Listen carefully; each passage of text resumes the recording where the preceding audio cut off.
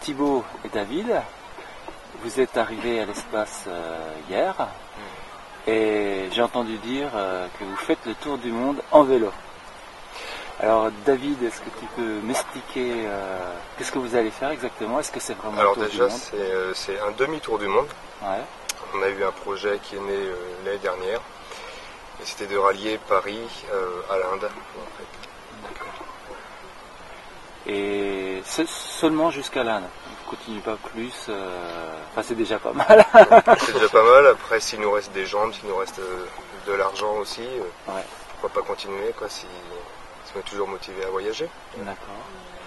Et alors Thibaut, quelle est votre intention? Enfin, c'est juste pour le fun comme ça de faire du vélo ou il y a quelque chose derrière, un projet plus élaboré? Alors il y a plein de choses derrière. Et, déjà l'année dernière on est rentré d'Amérique du Sud, on a traversé, on a longé la cordillère des Andes pendant 2 mois à vélo. C'était notre premier voyage ensemble et on s'est découvert une amitié forte et puis une passion commune. Du coup le vélo et la philosophie du vélo, du voyage à vélo. Tout le côté économique, écologique, loyal aussi.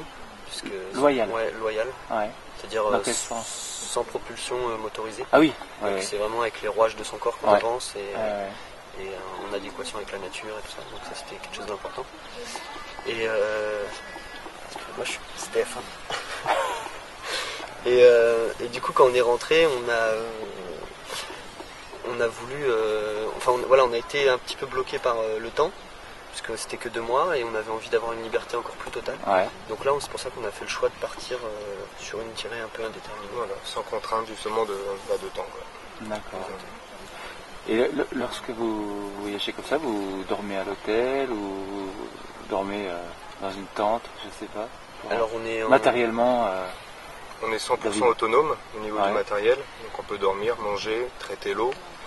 Traiter l'eau aussi. Traiter l'eau aussi. Ouais. Et après ça, on dort, on a notre tente, on a le couchage. Ouais. Et on peut aussi aller chez les gens. Voilà. On peut, n'importe où en fait. Quoi. Ouais. Dès l'instant où on est accueilli. Dès que vous êtes accueilli, on y va. Ouais. D'accord. Et alors Thibaut, toi, tu m'as dit que tu étais spatien. Enfin, tu as été spatien étant enfant et adolescent. C'est ça. Est-ce que le fait d'avoir été spatien, ça a joué un rôle dans la conception ou l'intention de ce projet?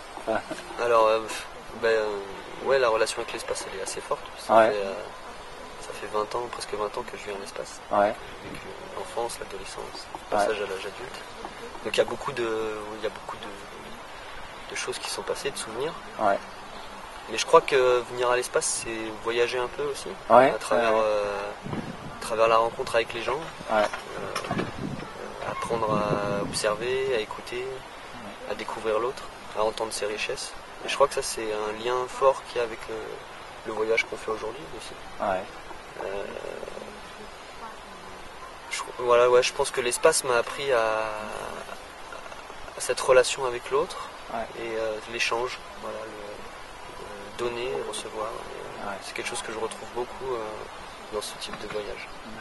Donc j'ai plein de souvenirs qui reviennent de l'espace et des rencontres que j'ai pu faire avec les gens.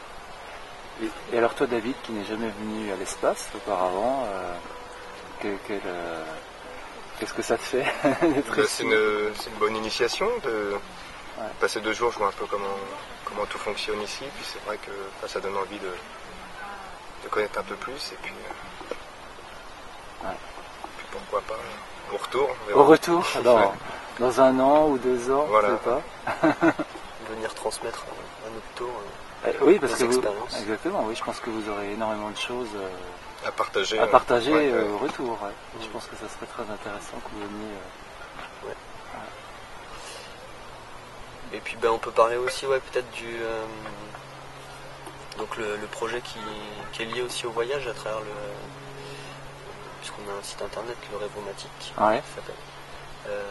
Donc l'idée c'est d'aller à la rencontre des enfants du monde et de récolter via la caméra ou des dessins, des enregistrements musicaux, les rêves des enfants d'aujourd'hui.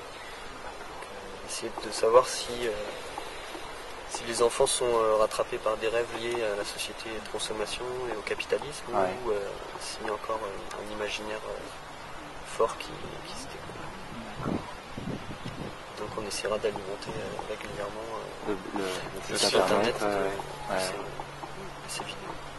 Et voir un petit peu les différences selon les pays et les évolutions. Complètement.